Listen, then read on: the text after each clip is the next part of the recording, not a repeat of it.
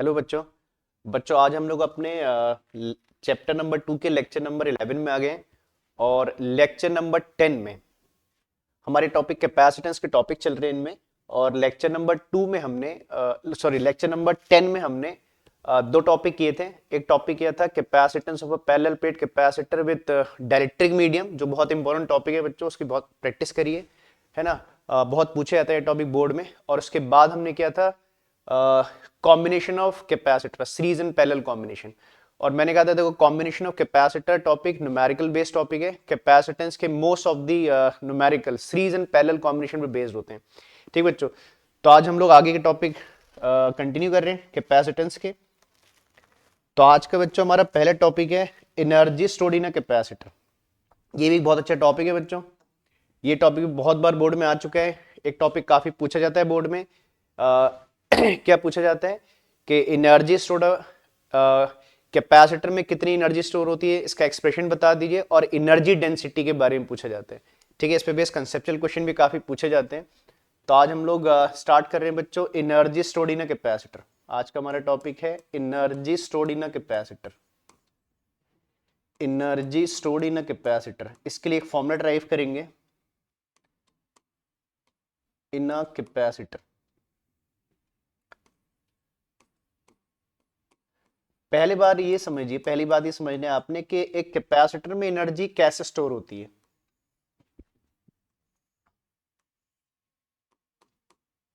ना। Energy stored in capacitor का मतलब क्या है?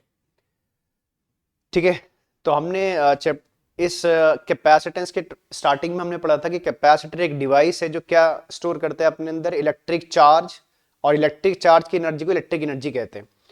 तो क्या होता है बच्चों, आप लोग जानते ही हो कि हम पहले क्या करते हैं, कैपेसिटर को क्या करते हैं, चार्ज करते हैं।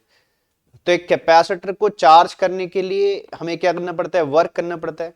ठीक है, और जितना किसी कैपेसिटर को चार्ज करने के लिए हम वर्क करते हैं, वही वर्क डन उस कैपेसिटर की क्या बन जाती है, एनर्जी बन जाती है। मींस पहले हम वर्क कर रहे हैं कैपेसिटर को चार्ज करने के लिए, बाद में कैपेसिटर हमारे लिए क्या कर रहा है, वर्क कर रहा है। ठीक है, पहले हमने उसमें चार्ज किया, हमने जब, है ना, जैसे आप किसी बैटरी को चार्ज करते हो तो क्या हो रहा है, तो उस बैटरी को चार्ज करने के लिए क्या हो रहा है, एक सोर्स वर्क कर रहा है। ठीक है, तो पहले उसको चार्ज करने के लिए वर्क हो रहा है। फिर क्या हो रहा है, जब उसमें चार्ज स्टोर हो जा रहे हैं तो वो फिर हमारे लिए क्या कर रहा है, कैपेसिटर वर्क कर रहे हैं। ठीक है, तो किसी भी कैपेसिटर को चार्ज करने के लिए जितना हम वर्क करते हैं, that work done become it's क्या, एनर्जी, और इनसे पोटेंशियल एनर्जी। तो आप इसे ऐसे कह सकते हो, कोई आपसे बोले इसकी इसको डिफाइन कर दीजिए, तो बोलते हैं it is defined as it is defined as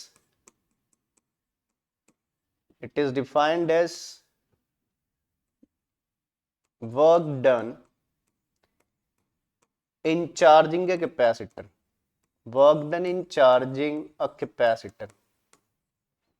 तो कैपेसिटर को चार्ज करने के लिए जितना हम वर्क करते हैं, that work done becomes its potential energy. ठीक है, तो हमने that is defined as work done in charging a capacitor.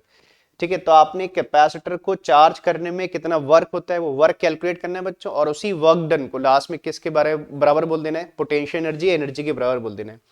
चलिए अब समझिए कि किसी कैपेसिटर को चार्ज करने के लिए कितना वर्क होगा बच्चों। देखो, कैपेसिटर किसी भी शेप का हो सकता है। जैसे हमने कहा था कि हमारे सिलेबस में हम ज्यादातर किसकी बात करते हैं बच्चों, पैरेलल प्लेट कैपेसिटर की बात करते हैं।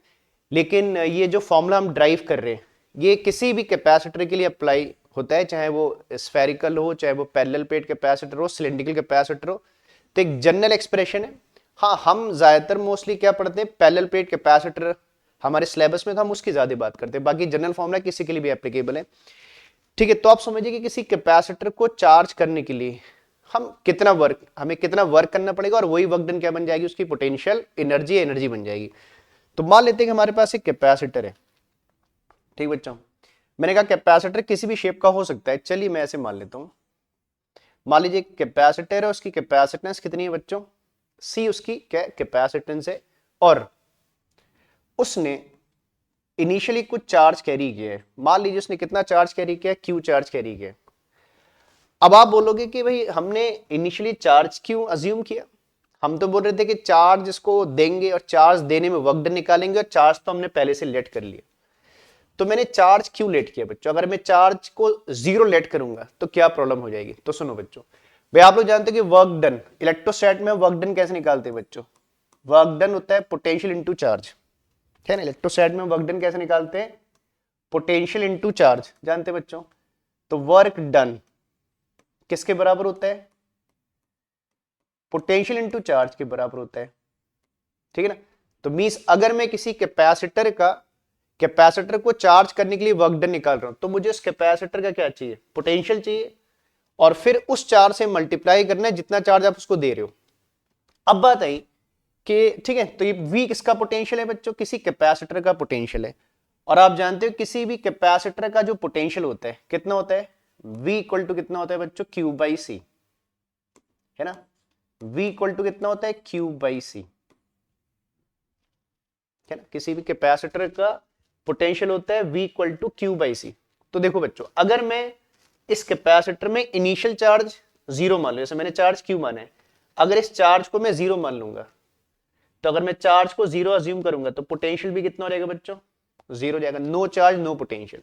और अगर पोटेंशियल 0 हो गया तो फिर हम वर्क डन कैलकुलेट नहीं कर पाएंगे, ठीक है। तो थ्योरी प्रैक्टिकल में क्या है? डिफरेंस है। जैसे आप किसी कैपेसिटर को 0 से चार्ज कर सकते हो बच्चों प्रैक्टिकली, जैसे कोई मान लीजिए कैपेसिटर 0% पे चला गया, मतलब उसमें फुल्ली डिस्चार्ज हो गया, तो आप उसे चार्ज कर सकते हो प्रैक्टिकली, 0 से 100% चार्ज कर सकते हो। लेकिन थ्योरी में लिमिटेशन है कि हम 0 चार्ज मानकर वर्क डन कैलकुलेट नहीं कर पाएंगे, ठीक है। तो हमने इनिशियली कुछ चार्ज, ये टोटल चार्ज नहीं बच्चों, हमने कुछ इनिशियल चार्ज अज्यूम किया है। तो मान ले रहे, जैसे मान लीजिए फॉर एग्जाम्पल, मुझे ऐसी बोल ले रहा हूँ जनरल बात, जैसे मान लो कि मुझे 100 कूलाम चार्ज देना है, तो मैं, है ना, 0.1 या 1 कूलाम चार्ज ऑलरेडी अज्यूम कर ले रहा हूँ, बाकी रिमेनिंग चार्ज मैं उसको बाद में दूंगा, ठीक है। तो चार्ज मानना हमारी क्या है बच्चों? मजबूरी है कि हमें चार्ज क्या करना पड़ेगा? मानना पड़ेगा। तो हमने कैपेसिटेंस कितना मान लिया? इसकी C मान लेते हैं। और मान लीजिए इसने इनिशियल कितना चार्ज कैरी किया? Q चार्ज कैरी किया। क्योंकि अगर आप चार्ज अज्यूम नहीं करोगे तो वर्क डन कैलकुलेट नहीं कर पाओगे। तो हम ऐसा मान लेते हैं कि हमारे पास एक कैपेसिटर है, किसी भी शेप का हो सकता है बच्चों, उसकी कैपेसिटेंस C और उसने इनिशियली कितना चार्ज कैरी किया? Q चार्ज कैरी किया। तो देखिए, आप इस कैपेसिटेंस और चार्ज के हेल्प से क्या लिख दोगे? इसका पहले पोटेंशियल कैलकुलेट कर लोगे बच्चों, फिर पोटेंशियल को किससे मल्टीप्लाई कर दोगे? 4 से मल्टीप्लाई करोगे तो वर्क डन आ जाएगा, और वही वर्क डन क्या हो जाएगा? लास्ट में एनर्जी के इक्विवेलेंट हो जाएगा, ठीक है। तो आप इनिशियली इतना मान लेना, पहले हम इतना लेट कर ले रहे हैं बच्चों। तो इनिशियली लेट कर दे रहे हैं कि let us consider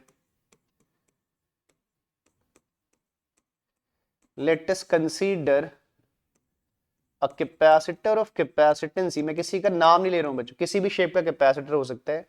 let us consider a capacitor of capacitance C and having initial charge Q and having some initial charge and having some initial charge Q and having some initial charge Q, और इसने कुछ initial charge Q carry किया है, ठीक है। तो हमने इतना लेट कर लेना है बच्चों कि हमारे पास एक कैपेसिटर है, इसकी कैपेसिटेंस C है और उसने इनिशियली कुछ चार्ज कैरी किया जिसकी वैल्यू है Q। तो ठीक है, तो हमने कहा देखो, आपको वर्क डन निकालने से पहले क्या लिखना है? जिसको आप चार्ज करने वाले हो उसका क्या लिखना है? पोटेंशियल लिखना है। और किसी कैपेसिटर के पोटेंशियल का फॉर्मूला होता है Q बाई C। लेकिन therefore it's capacitance is therefore it's capacitance is, अब आप Q और V के हेल्प से क्या ले सकते हो बच्चों? इसकी sorry, therefore its potential is capacitance नहीं, sorry, therefore its potential is कितना हो जाएगा? V is equals to Q by C। जानते हो बच्चे फॉर्मूला, बार बार यूज हो रहा है फॉर्मूला, ठीक है। तो इसका पोटेंशियल हो जाएगा V इक्वल टू कितना? Q by C, बस, ठीक है। अब इस पोटेंशियल को क्या करेंगे? 4 से मल्टीप्लाई करके क्या निकाल लेंगे बच्चों? वर्क डन निकाल लेंगे। लेकिन एक बात है बच्चों समझना, ठीक है। अब आपने ये समझना है कि ये पोटेंशियल है ना वेरिएबल है, या ये पोटेंशियल, मतलब देखो अभी तो हमने कहा कि हमने इनिशियली कुछ चार्ज Q दिया, अब इस चार्ज को हम क्या करेंगे? रेस करेंगे बच्चों। तो आपने ये समझना है कि कहते हैं देखिए, जब भी आप वर्क डन बाई पोटेंशियल निकाल रहे हो बच्चों, तो आपने चेक करना है कि work done is under variable potential और work done is under constant potential, ठीक ना। तो आप चेक करिए कि ये जो पोटेंशियल है ये वेरी करेगा या कांस्टेंट रहेगा। तो अभी हमने कहा बच्चों कि ये तो इनिशियल चार्ज है, इसी इनिशियल चार्ज को हम क्या करेंगे, रेस करेंगे और उसको फुल्ली चार्ज करेंगे। तो जब ये चार्ज इंक्रीज होगा तो पोटेंशियल भी क्या होगा इन बच्चों, इंक्रीज होगा। इसका मतलब work done is under variable potential. तो ये पोटेंशियल वेरी करेगा, इंक्रीज होगा जब चार्ज को आप इंक्रीज करोगे। और अगर work done by variable potential है तो आप पहले क्या करोगे बच्चों, स्मॉल चार्ज के हेल्प से क्या निकालोगे, पहले स्मॉल वर्क डन, फिर इसको इंटीग्रेट कर दोगे, ठीक है ना। जैसा आप जानते हैं ना कि work done by constant force, work done by variable force के स्टेप जानते हो, तो ऐसे same work done by variable और work done by constant potential के भी वही सेम स्टेप्स हैं। तो हमारे पोटेंशियल क्या है, वेरिएबल है, तो हम क्या कर रहे हैं पहले बच्चों, हम पहले स्मॉल चार्ज डी क्यू, एक एडिशनल चार्ज डी क्यू देकर इसका वर्क डन डी डब्ल्यू निकाल रहे हैं, फिर एक अंडर लिमिट इसको इंटीग्रेट कर देंगे, टोटल वर्क डन आ जाएगा, ठीक है। देयरफॉर स्मॉल वर्क डन, अब हम क्या निकाल रहे हैं बच्चों, स्मॉल वर्क डन निकाल लेते हैं। पहले इसको थोड़ा एडिशनल चार्ज डी क्यू दे रहे हैं और फिर इंटीग्रेट कर देंगे, टोटल वर्क डन आ जाएगा।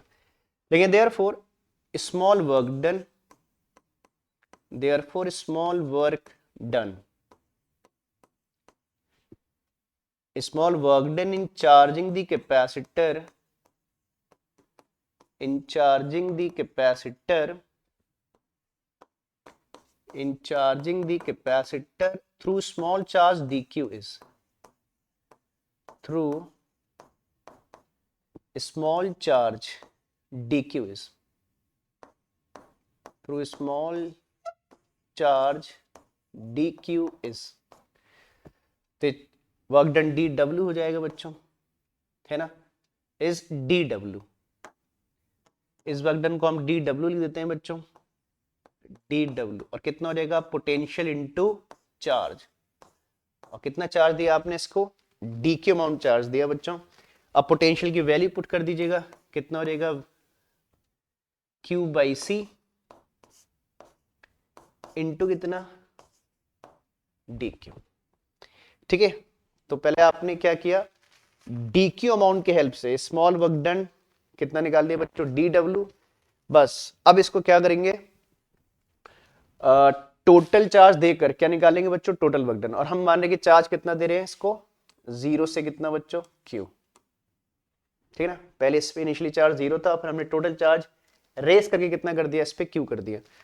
तो ठीक है, हम क्या निकालेंगे, therefore total work done in charging the capacitor from 0 to Q is, और इसको इंटीग्रेट कर देंगे 0 से क्यू के लिए, ठीक बच्चों। तो नेक्स्ट शीट में इसको कर लेते हैं, लेकिन देयरफॉर टोटल वर्क डन, अब इसको इंटीग्रेट करके टोटल आ जाएगा बच्चों।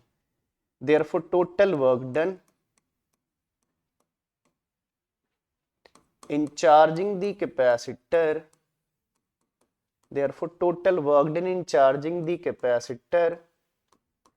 मैं एक बार पूरा समराइज कर दूंगा लास्ट में बच्चों, पहले एक बार कंप्लीट कर लेते हैं इसको।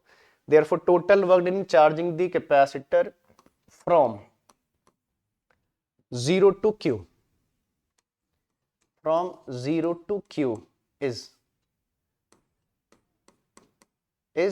कितना हो जाएगा बच्चों, total work done W, and it is equal to integration, किसका इंटीग्रेशन करें, मैं आपको शो कर देता हूं किसका, इसका इंटीग्रेशन कर देंगे और लिमिट लगा देंगे 0 से Q। तो जगह integration of Q by C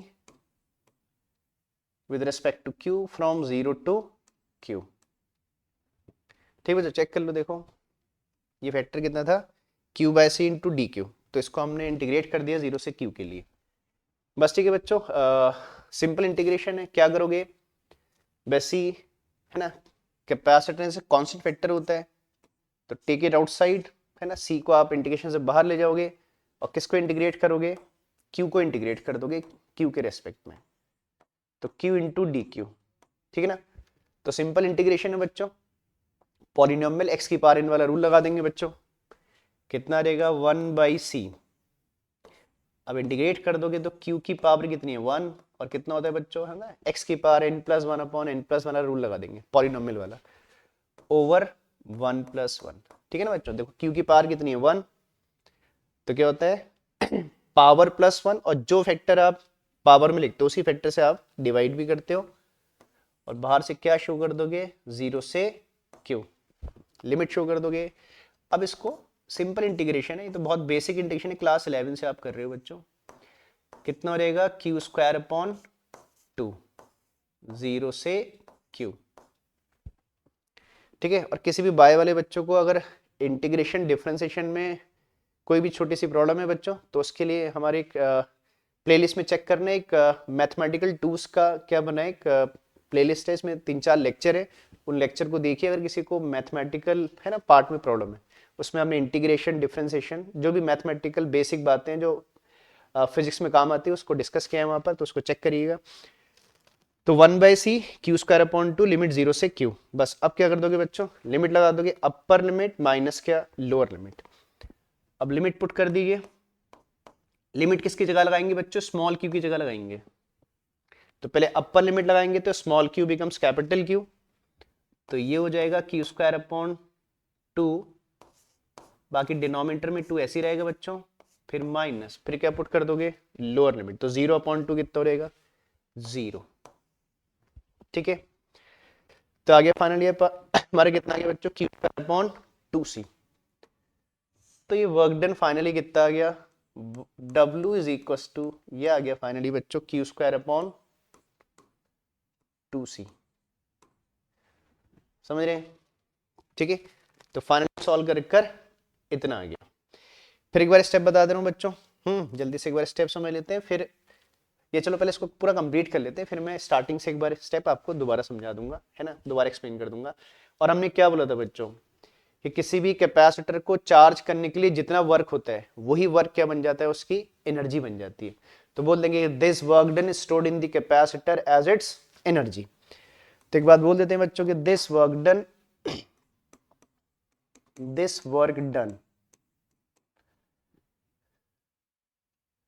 this work done is stored in the capacitor, stored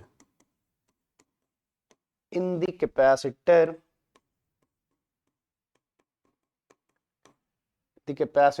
as its energy, जिसको हम बच्चों U से रिप्रेजेंट करते हैं। तो therefore U है ना, पोटेंशियल एनर्जी को U से लिखते हैं, तो U किसके बराबर हो जाएगा W, और W की वैल्यू कितनी है बच्चों q²/2c। तो एक फॉर्मूला तो ये आ गया आपका। अब इसकी दो फॉर्म और है बच्चों, इसको दो और डिफरेंट तरीके से ले सकते हो। ठीक है, तो कैपेसिटर में एनर्जी स्टोर का फॉर्मूला ये लगा सकते हैं हम q²/2c, जहां पर q क्या है जितना आपने उसमें चार्ज स्टोर किया है, और c उस कैपेसिटर की क्या है कैपेसिटर। और किसी भी शेप का कैपेसिटर हो सकता है बच्चों, सबके लिए फॉर्मूला एप्लीकेबल है, चाहे वो पैरेलल प्लेट हो, स्फेरिकल हो, सिलेंड्रिकल हो, या किसी और शेप का कैपेसिटर हो, ये फॉर्मूला सबके लिए जनरल है। अच्छा, इस फॉर्मूले को और भी दो फॉर्म में ले सकते हैं बच्चों, जैसा आप जानते हो है ना, कैपेसिटेंस के स्टार्टिंग में हमने चैप्टर फॉर्मूला पढ़ा Q is equal to CV। तो इस Q को आप CV लिख सकते हो। देखो, इसको आप एक फॉर्म में और लिख सकते, दो फॉर्म और लिख सकते हो इसको। कैसे?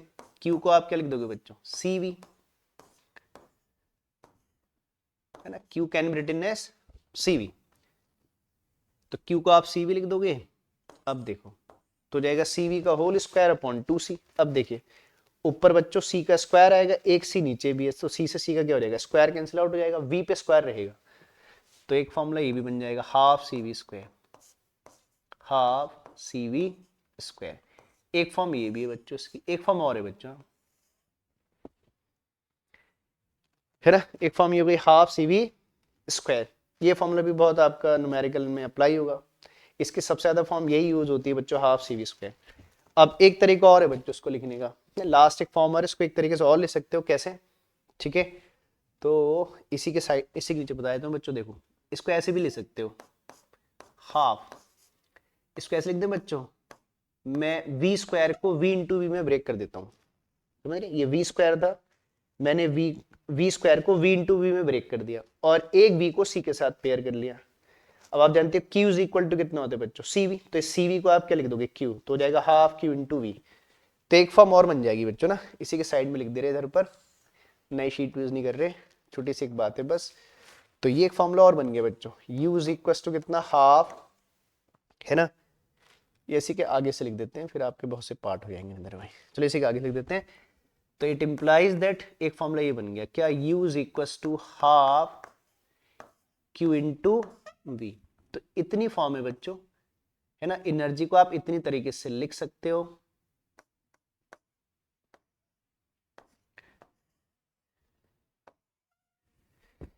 ठीक है, तो Q square upon 2C, you can say half V square या हाफ Q इंटू V।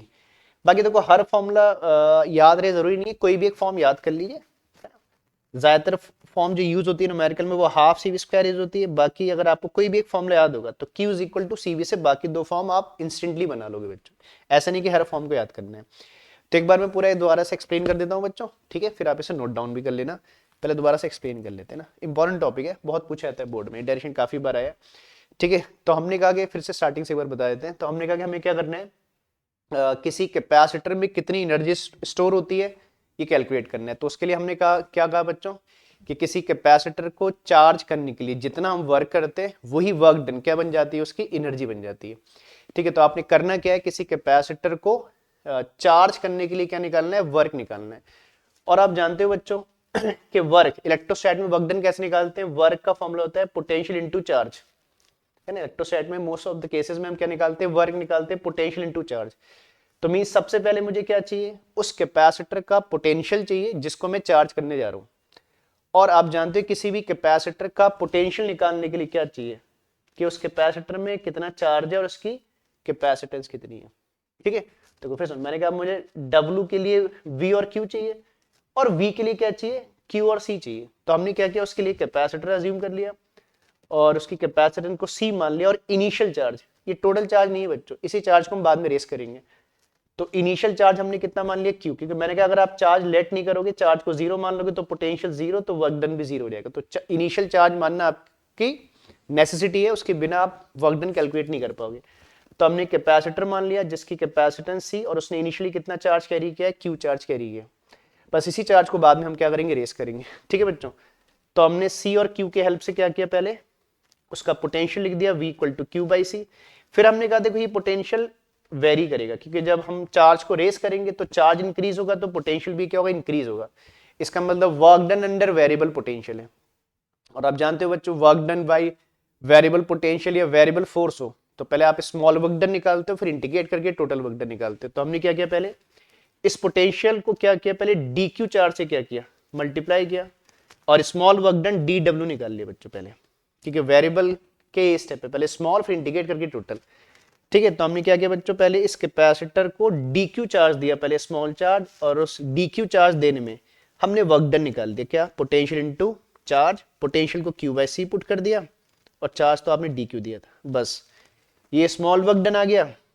अब हमने इसके बाद क्या किया, फिर टोटल वर्क डन निकाल लिया टोटल चार्ज देने में, और हमने माना कि हमने चार्ज कितना दिया बच्चों, 0 से Q, तो हमने टोटल वर्क डन निकाल लिया in charging the capacitor from 0 to Q। तो बस उसको इंटीग्रेट कर दिया बच्चों।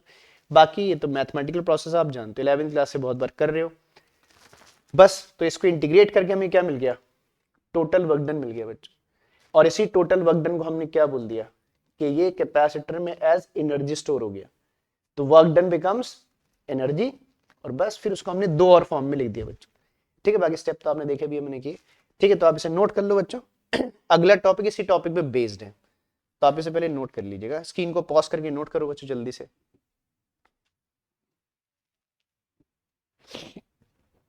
चलिए नेक्स्ट शीट की कैलकुलेशन नोट कर लीजिए।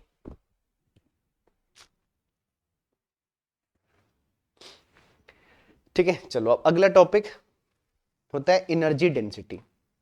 और ये टॉपिक इन जनरल कंबाइनली पूछे जाते हैं बच्चों। ऐसे आता है, क्या क्वेश्चन आता है बोर्ड में, कि drive an expression for energy stored in a capacitor, energy store का एक्सप्रेशन बता दीजिए, and define energy density and right it's formula. Energy density क्या होती है, एनर्जी डेंसिटी बताइए, उसका फॉर्मूला लिखिए। ठीक है बच्चों, तो चलिए बात करते हैं एनर्जी डेंसिटी। तो बहुत इंपॉर्टेंट टॉपिक है एनर्जी डेंसिटी वगैरह के क्वेश्चन। कैपेसिटर में बहुत से कंसेप्चुअल क्वेश्चन ही पूछे जाते हैं बच्चों, हम लोग करेंगे, बाद में डिस्कस करेंगे क्वेश्चंस को। तो एनर्जी डेंसिटी की बात बहुत से क्वेश्चंस में आती है, और एनर्जी डेंसिटी की बात आगे के चैप्टर में भी आएगी। जब आप एक चैप्टर पढ़ोगे इलेक्ट्रोमैग्नेटिक वेव्स, जब हम पढ़ेंगे तो इलेक्ट्रोमैग्नेटिक वेव्स चैप्टर में एनर्जी डेंसिटी की बात वहां पर भी आएगी बच्चों, तो इस फॉर्मूले को याद रखिएगा, आगे के चैप्टर्स में भी एक जगह काम आएगा ये। तो चलिए बात करते हैं, हमारा नेक्स्ट टॉपिक है एनर्जी डेंसिटी। तो देखो बच्चों, अभी हमने एनर्जी तो कैलकुलेट की, तो एनर्जी डेंसिटी क्या होती है?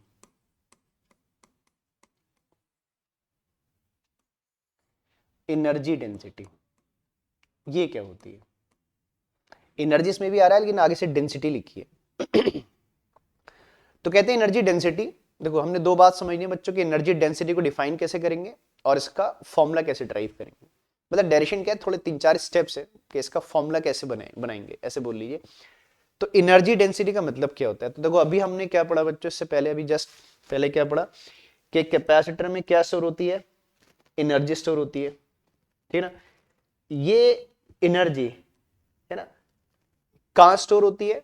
तो कैपेसिटर के अंदर एक फील्ड होता है ना, जिस रीजन में क्या होता है फील्ड सेटअप होता है, उसी रीजन में क्या होता है ये एनर्जी क्या होती है स्टोर होती है, ठीक है।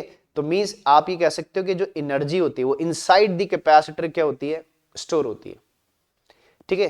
तो हम जो एनर्जी लिख रहे हैं ये टोटल एनर्जी है बच्चों। एक कैपेसिटर के अंदर कोई भी फॉर्मूला आप अज्यूम कर सकते हो, एक कैपेसिटर के अंदर टोटल इतनी एनर्जी क्या होती है स्टोर होती है, और कहां स्टोर होती है? Inside the capacitor in its volume, ऐसे बोल लो। तो कैपेसिटर में टोटल एनर्जी उसके टोटल वॉल्यूम में क्या होगी स्टोर होगी, ठीक है। तो अगर आपसे टोटल एनर्जी बोले तो हमारे पास तीन फॉर्मूले, Q square upon 2c, half C V square या हाफ क्यू इंटू वी, तो ये तो टोटल एनर्जी है। इसी एनर्जी को अगर हम पर यूनिट वॉल्यूम कैलकुलेट कर ले, so that is known as energy density. Means किसी भी कैपेसिटर के यूनिट वॉल्यूम में जितनी एनर्जी क्या होती है स्टोर होती है, उसी energy stored per unit volume को क्या बोलते हैं बच्चों? उसकी एनर्जी डेंसिटी।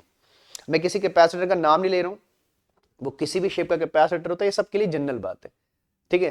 तो हमने क्या बोला, किसी भी कैपेसिटर के यूनिट वॉल्यूम में जितनी एनर्जी स्टोर होती है नोन एज एनर्जी डेंसिटी। तो पहले इसका बच्चों हम लोग डेफिनेशन लिख रहे हैं, तो क्या बोलते हैं? It is defined as, it is defined as the energy stored, it is defined as the energy stored per unit volume of a capacitor, energy stored per unit volume of a capacitor। एक capacitor के unit volume में जितनी energy store होती है उसे उसकी क्या बोलते हैं बच्चों? Energy density. और टोटल एनर्जी को कैपिटल यू से रिप्रेजेंट करते हैं और एनर्जी डेंसिटी को स्मॉल यू से रिप्रेजेंट करते हैं। तो लिखते हैं देयरफॉर एनर्जी डेंसिटी, तो देयरफॉर एनर्जी डेंसिटी इज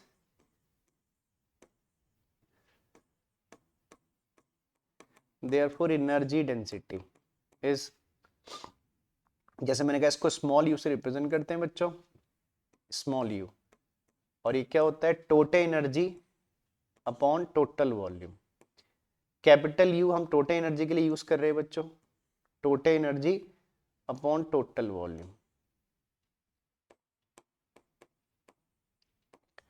ठीक है। बात समझ रहे हैं? तो energy density is represented by small U and it is equal to total energy upon total volume of the capacitor. अच्छा, अब यहां पर एक बात आती है, जैसे मैंने कहा देखो बच्चों ये मैंने किसी कैपेसिटर का नाम नहीं लिया, किसी शेप का नाम नहीं लिया, ठीक है। ये किसी के लिए भी मतलब किसी भी शेप का कैपेसिटर और सबके लिए कॉमन फॉर्मूला है। लेकिन एक हमारे साथ एक प्रॉब्लम है बच्चों, जैसे हम एनर्जी का फॉर्मूला तो जानते हैं, ठीक है। अभी हमने 3 फॉर्मूले पढ़े एनर्जी के, आप इसमें से कोई भी फॉर्मूला यूज कर सकते हो, है ना, और ये फॉर्मूले भी किसी भी शेप के लिए एप्लीकेबल है। लेकिन एक प्रॉब्लम है बच्चों, क्या? वॉल्यूम तो सबके कॉमन नहीं होते ना बच्चों। जैसे अगर स्फेरिकल कैपेसिटर होगा तो उसका वॉल्यूम डिफरेंट होगा, अगर आपके पास एक सिलिंड्रिकल कैपेसिटर होगा तो उसका वॉल्यूम डिफरेंट होगा, और एक पैरेलल प्लेट कैपेसिटर होगा तो उसका वॉल्यूम क्या होगा बच्चों? डिफरेंट होगा।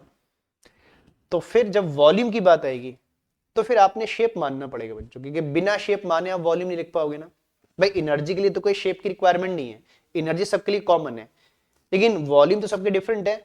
तो फिर अब जब ये बात आती है तो फिर हमें कोई ना कोई कैपेसिटर क्या करना पड़ेगा? अज्यूम करना पड़ेगा। तो किस शेप का कैपेसिटर अज्यूम करें? तो जिसकी बात हमारे सिलेबस में सबसे ज्यादा होती है बच्चों, जो होता है पैरेलल प्लेट कैपेसिटर। तो हम एक पैरेलल प्लेट कैपेसिटर अज्यूम कर लेंगे, है ना, क्योंकि हमें उसमें वॉल्यूम चाहिए उसका, बस फिर वॉल्यूम निकाल के एनर्जी को वॉल्यूम से डिवाइड करेंगे, एनर्जी डेंसिटी आ जाएगी। ठीक है, तो यहाँ पर एक मजबूरी है कि हमें वॉल्यूम के लिए एक शेप मानना पड़ेगा, और आप पैरेलल के प्लेट कैपेसिटर ही मानिएगा क्योंकि सिलेबस में उसी की बात होती है।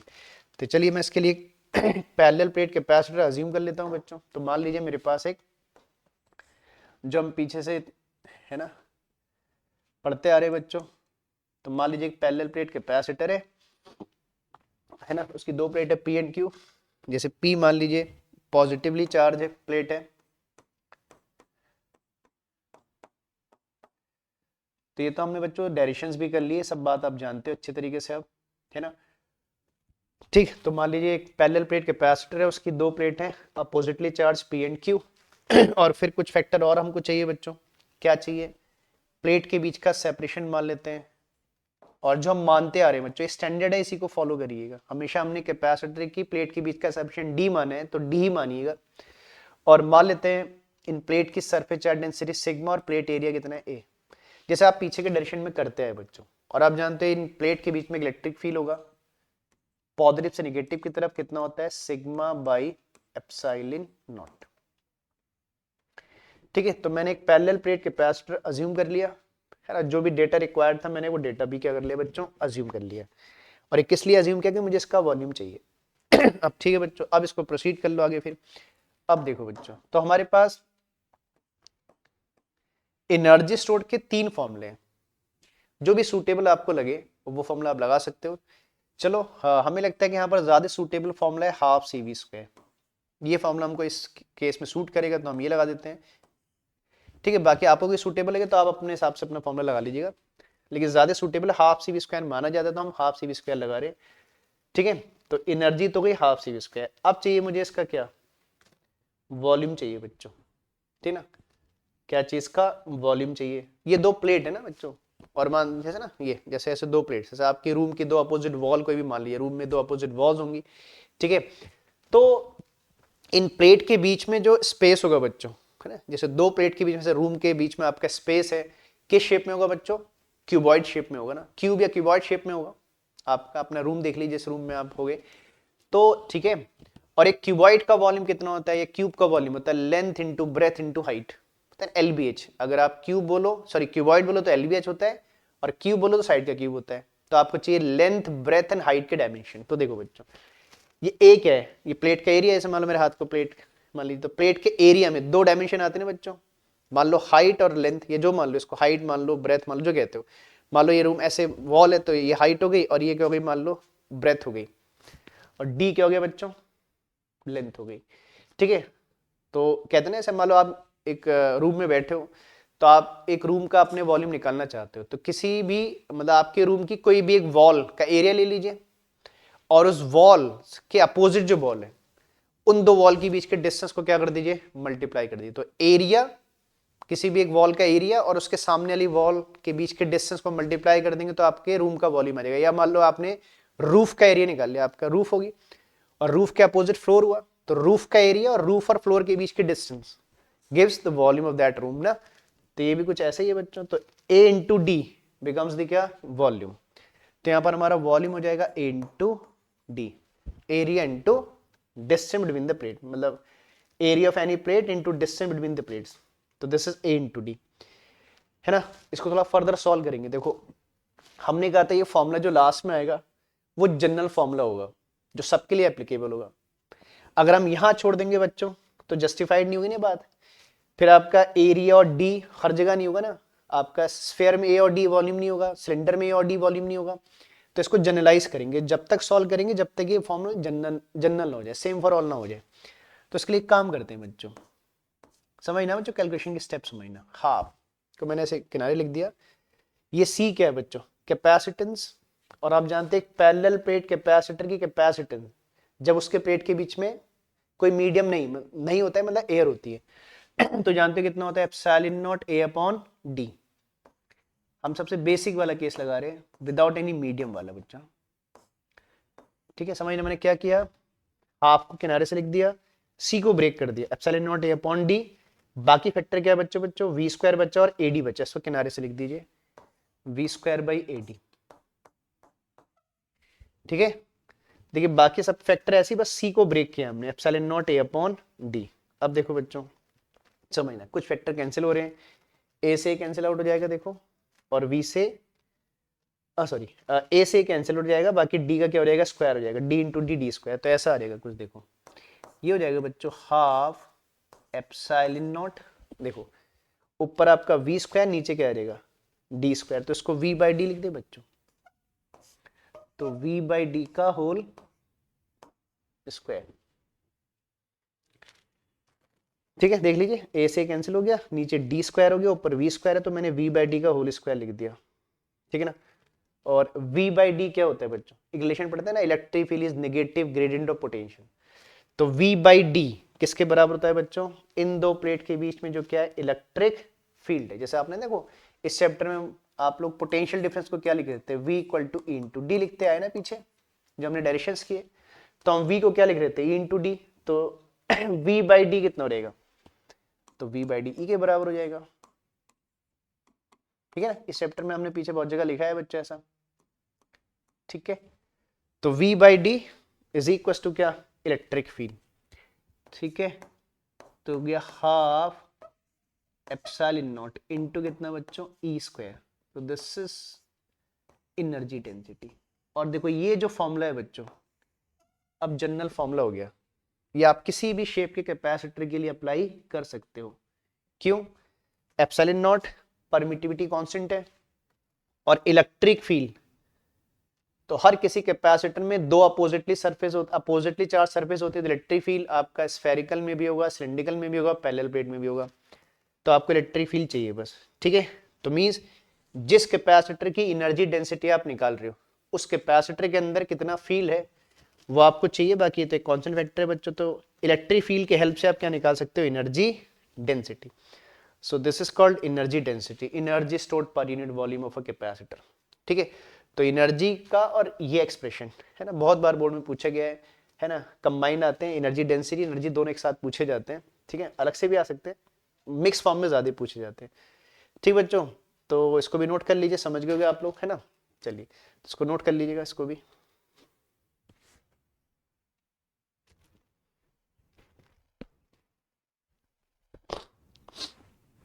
चलो बच्चों नेक्स्ट टॉपिक में चलते हैं।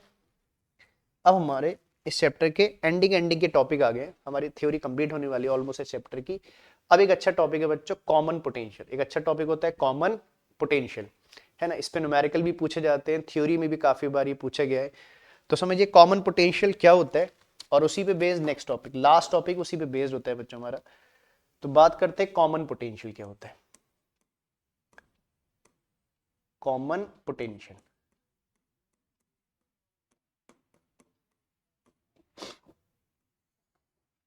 इसकी कोई ऐसी डेफिनेशन नहीं है बच्चों, मतलब बेसिकली हम कॉमन पोटेंशियल के लिए एक फॉर्मूला ड्राइव करेंगे, ऐसे कोई ऐसा इसकी डेफिनेशन नहीं। कॉमन पोटेंशियल, कॉमन पोटेंशियल एक टर्म है, इसका मतलब क्या है समझते हैं बच्चों। ठीक है, कॉमन पोटेंशियल का मतलब क्या है, तो चलो इसको डायग्राम से क्लियर कर लेते हैं। जैसे मान लीजिए मेरे पास दो कैपेसिटर है, देखो अभी हम ये दो के लिए फॉर्मूला ड्राइव कर रहे हैं बच्चों, दो के लिए पढ़ रहे हैं, बाकी फिर जब फॉर्मूला आ जाएगा तो उसको जनरलाइज कर देंगे एन के लिए। फिलहाल हम दो के लिए पढ़ रहे हैं, बुक्स में भी फॉर्मूला आपका दो के लिए डायरेक्शन है। तो मान लीजिए मेरे पास एक पैरेलल प्लेट कैपेसिटर है, ये पॉजिटिव प्लेट है, इसकी पॉजिटिव प्लेट है, लेफ्ट वाली प्लेट पॉजिटिवली चार्ज है और राइट वाली प्लेट नेगेटिवली चार्ज है। ठीक है ना, मान लेते हैं इसकी कैपेसिटेंस कितनी है, C1 है, और इसका पोटेंशियल कितना है, V1 है ना। मींस एक चार्ज कैपेसिटर है ना, जिसकी कैपेसिटेंस C1 है, और जितना भी उसके पास चार्ज है, पार्शियल चार्ज है, फुल चार्ज है, जो भी मान लीजिए, तो कुछ चार्ज है इसलिए इसकी कुछ पोटेंशियल है, उसको हमने क्या मान लिया, V1 मान लिया। तो मैंने एक कैपेसिटर माना जिसकी कैपेसिटेंस C1 है, पोटेंशियल क्या है, V1 है। ऐसी मान लीजिए मेरे पास एक कैपेसिटर और है, एक दूसरा कैपेसिटर है।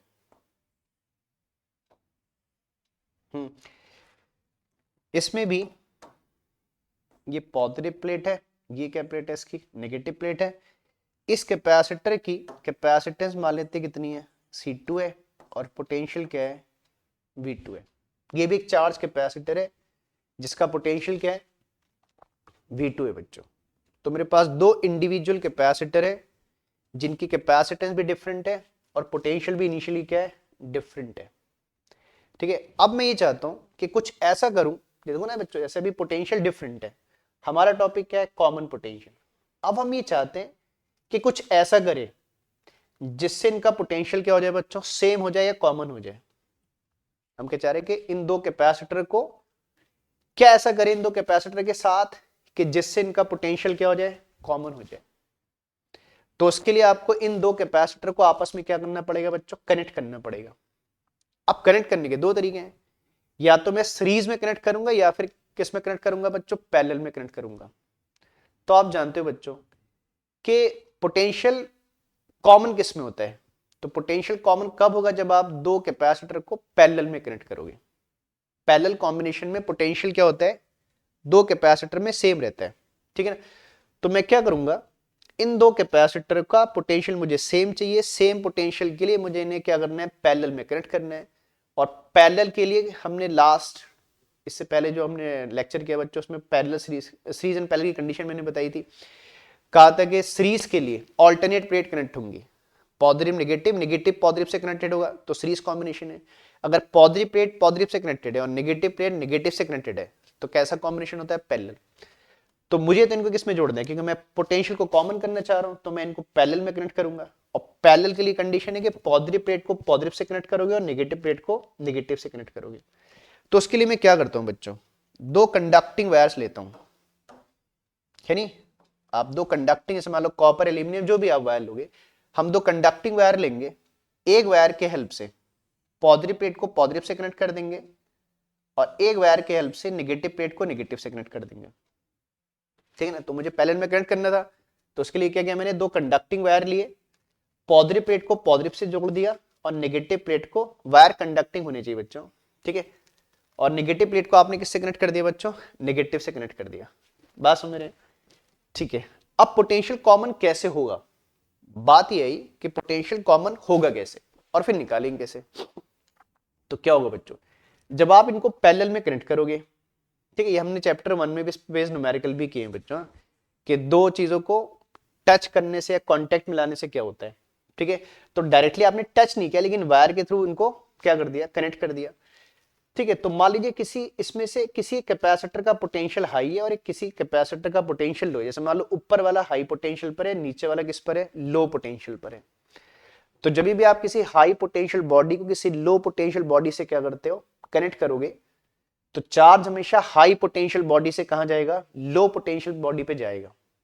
और कब तक जाएगा, जब तक दोनों का पोटेंशियल सेम नहीं हो जाएगा, उसके बाद सैचुरेशन हो जाएगा, फिर उसके बाद चार्ज का फ्लो बंद हो जाएगा बच्चों। ठीक है, तो हम मान रहे कि ऊपर वाला कैपेसिटर हाई पोटेंशियल पे, नीचे वाला कैपेसिटर लो पोटेंशियल पे।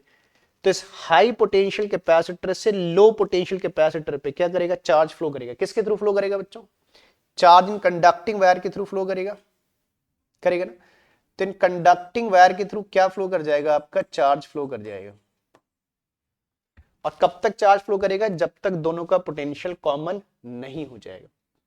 ये वही सेम कंसेप्ट है बच्चों, ऐसे किसी हॉट बॉडी को कोल्ड बॉडी के कांटेक्ट में रखते हो तो हीट हमेशा हॉट से कोल्ड की तरफ ट्रांसफर होती है जब तक दोनों का टेम्परेचर सेम नहीं हो जाते हैं, है ना, जिसे थर्मल इक्विलिब्रियम बोलते हैं। तो यहाँ पर चार्ज का इक्विलिब्रियम हो जाएगा, मतलब पोटेंशियल का इक्विलिब्रियम हो जाएगा। तो है ना, चार्ज फ्लो करते रहेगा करते रहेगा करते रहेगा, कब तक, जब तक दोनों का पोटेंशियल सेम नहीं हो जाएगा। तो मान लेते हैं, ठीक है ना, इट टेक सम टाइम, कुछ टाइम लगेगा और कुछ टाइम के बाद दोनों का पोटेंशियल क्या हो जाएगा, सेम हो जाएगा बच्चों। तो मान लेते हैं वो सेम पोटेंशियल V है ना।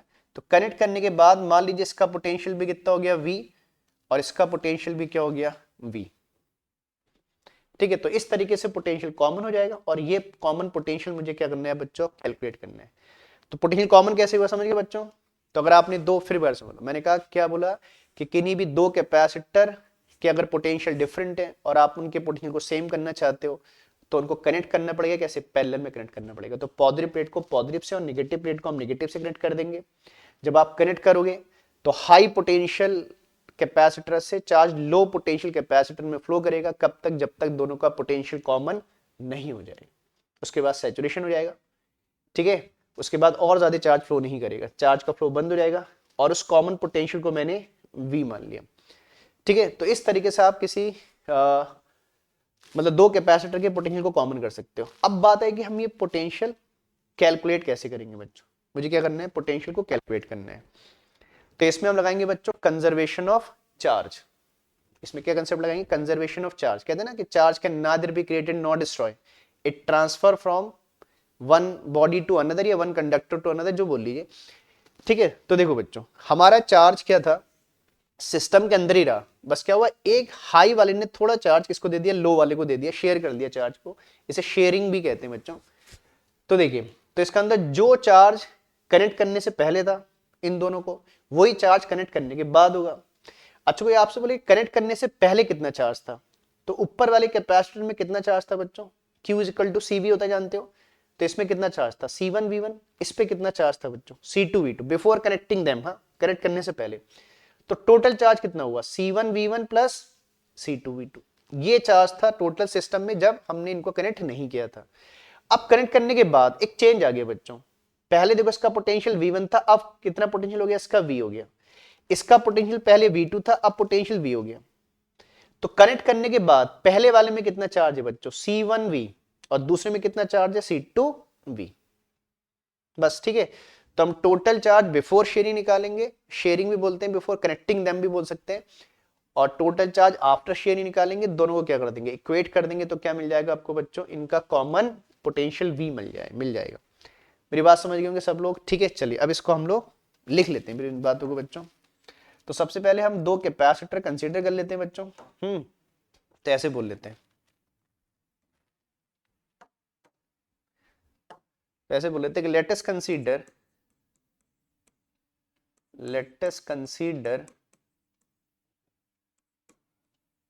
two capacitors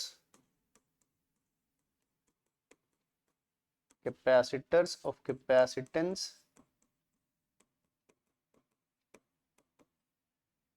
C1,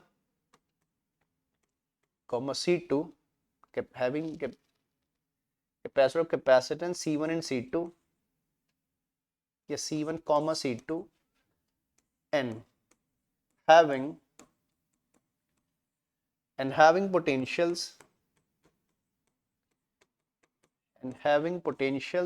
V1 and V2 respectively.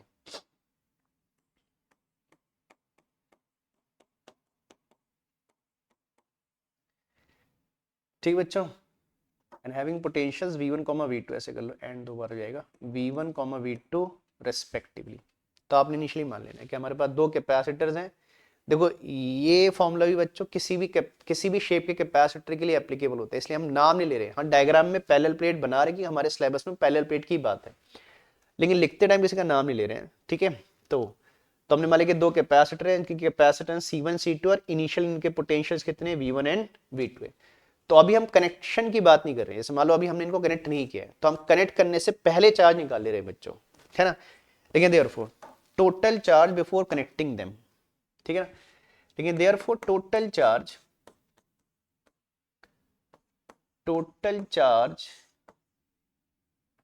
Before sharing भी कहते हैं, before connecting them, total charge before connecting them.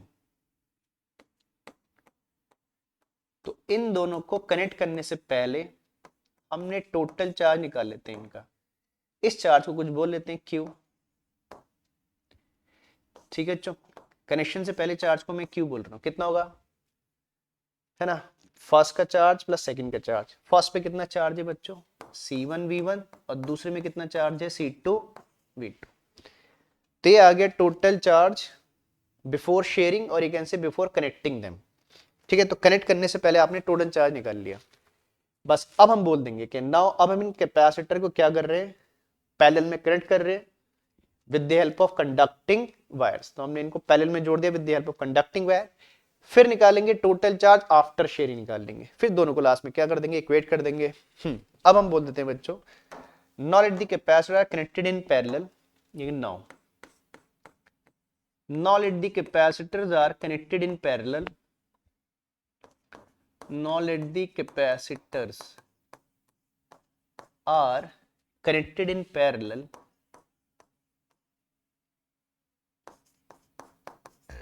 connected in parallel with the help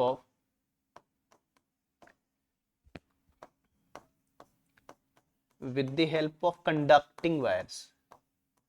तो हमने दो कंडक्टिंग वायर लिए और उनके हेल्प से क्या कर दिया, इनको कनेक्ट कर दिया। अब ये नहीं बोलना है कि पॉजिटिव को पॉजिटिव से कनेक्ट किया, नेगेटिव को नेगेटिव से कनेक्ट किया, ठीक ना। इतनी बात अंडरस्टूड है कि हम पैरेलल बोल रहे हैं तो वो प्लस प्लस और माइनस माइनस कनेक्ट किए गए होंगे, ठीक बच्चों। बस अब हम मान ले रहे कि कनेक्ट करने के बाद इनका कॉमन पोटेंशियल कितना हो गया, V हो गया, क्योंकि आप टोटल चार्ज से पहले बताओगे कनेक्ट करने के बाद पोटेंशियल कितना हो गया। पोटेंशियल कॉमन कैसे हुआ उसका रीजन नहीं देना है ना, ठीक, आपको पता होना चाहिए उसके रीजन के बारे में। चलो अब हम क्या कर देते हैं बच्चों, मान लेते हैं कि इसका जो पोटेंशियल है कनेक्ट करने के बाद पोटेंशियल कितना हो गया, V हो गया। तो बोल लेते हैं कि if V be their common potential after connecting them, if V be their common potential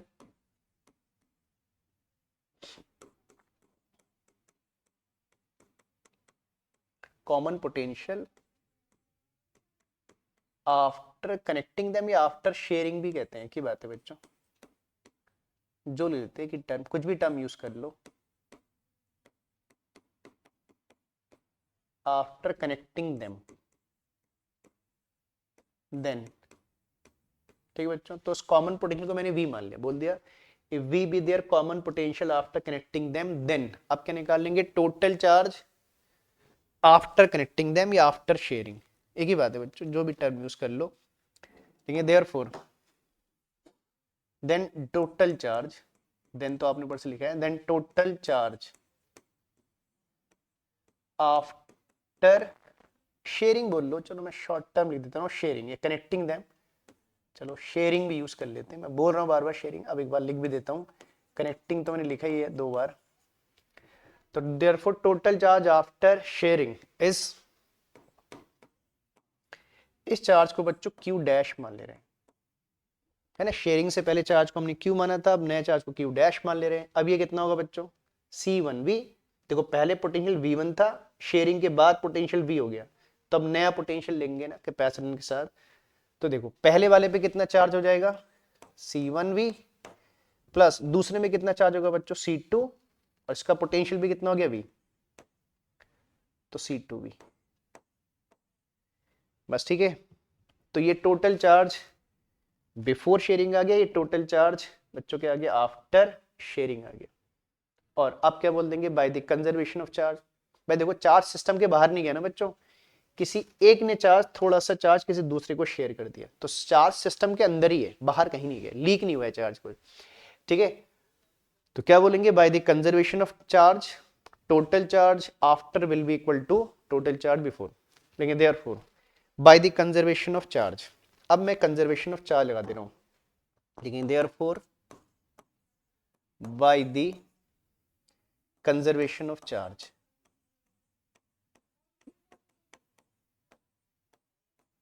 therefore by the conservation of charge, तो हम कंजर्वेशन ऑफ चार्ज लगा दे रहे हैं बच्चों, by the conservation of charge क्या बोलेंगे, total charge after sharing, total charge after sharing या after connecting them, after sharing एक ही मतलब है बच्चों, जो भी टर्म यूज कर लो। therefore total charge after sharing will be equal to total charge before sharing, total charge before sharing, समझ रहे हो। और टोटल चार्ज आफ्टर शेयरिंग कितना था बच्चों, Q डैश, और बिफोर शेयरिंग कितना था, Q। तो therefore Q dash is equal to क्या लिख देंगे, Q लिख देंगे ना, लेंगे therefore Q dash will be equal to Q, ठीक ना। बस अब दोनों की वैल्यू पुट कर दीजिए बच्चों। चलो नेक्स्ट शीट में लिख लेते हैं बच्चों। उसके बाद तो क्यू डैश हमारा कितना है बच्चों, चेक कर लो, देखो एक बार, क्यू डैश कितना है, C1V प्लस C2V। तो क्यू डैश हमारा कितना आया, C1V प्लस कितना, C2V, और बिफोर चार कितना था बच्चों, C1V1 प्लस C2V2। समझ रहे, इधर से V कॉमन, ये V हमको चाहिए ना बच्चों कॉमन पोटेंशियल, तो V कॉमन कर लीजिएगा इधर से। तो कॉमन करने के बाद LHS में C1 प्लस C2 बचेगा आपका बच्चों, इधर आ जाएगा C1V1 प्लस C2V2। ठीक है, बस अब इसको डिनोमिनेटर में ले जाइए, तो V इज इक्वल टू इतना आ गया बच्चों, C1V1 plus C2V2 over C1 plus C2। ठीक है, तो this is called common potential for two capacitors बच्चों। अब ये दो के लिए इसको भी जनरलाइज कर लेते हैं। ठीक है, तो देखो बड़ो सिंपल सा स्टेप है बच्चों, समझ रहे हो, फिर एक बार बता दे रहा हूँ क्या किया हमने। ठीक है, तो हमने पहले दो कैपेसिटर अज्यूम किए, है ना, कैपेसिटेंस C1 C2 थी, पोटेंशियल V1 V2 था। पोटेंशियल को कॉमन करने के लिए हमने क्या किया, इनको पैरेलल में कनेक्ट कर दिया with the help of conducting wire. और मैंने कहा जब हमने कंडक्टिंग वायर के हेल्प से कनेक्ट किया तो चार्ज हाई वाले से लो में गया, कब तक, जब तक दोनों का पोटेंशियल कॉमन नहीं हो गया, बस। और याद रखिए कि डायरेक्शन के लिए आपने क्या करना है, कंजर्वेशन ऑफ चार्ज निकाल करना है। आपने कनेक्ट करने से पहले टोटल चार्ज निकाल लेना है पुराने पोटेंशियल की हेल्प से, और कनेक्ट करने के बाद, है ना, नए पोटेंशियल की हेल्प से नया चार्ज निकाल लेना है। और बस इन दो चार्ज को क्या कर देना है, लास्ट में इक्वेट कर देना है, तो आपका लास्ट में ऐसा फॉर्मूला बन जाएगा। कितना आ गया, C1V1 plus C2V2 upon C1 plus C2। अब देखो बच्चों, इसी को आप जनरलाइज कर सकते हो। अगर मान लीजिए हमारे पास 3 कैपेसिटर्स होते तो क्या फॉर्मूला बन जाता, C1V1 plus C2V2 plus C3V3 upon C1 plus C2 plus C3। और 4 होते हैं एंड सो ऑन, C4 तक चले जाता। तो हम इसको अब n के लिए लिख देते हैं। अगर हमारे n कैपेसिटर हो जाएंगे तो क्या हो जाएगा, C1V1 plus C2V2 plus and so on CnVn upon C1 plus C2 and so on. ठीक है, तो लिख देते therefore in general for n capacitors, इसको जनरलाइज कर देते हैं, लेकिन therefore in general for n capacitors, therefore in general for n capacitors, अगर यही n कैपेसिटर्स हो जाए बच्चों, तो in general for n capacitors क्या हो जाएगा, V इज इक्वल टू, हो जाएगा C1V1 plus C2V2 plus and so on plus CnVn, है ना, n तक लिख दोगे बच्चों, CnVn ओवर कितना हो जाएगा, C1 plus C2 plus and so on plus Cn हो जाएगा। ठीक है, तो एक्सप्रेशन अगर एग्जाम में आएगा तो 2 के लिए आएगा, लास्ट में आप उसे जनरल करके n के लिए लिख सकते हो बच्चों।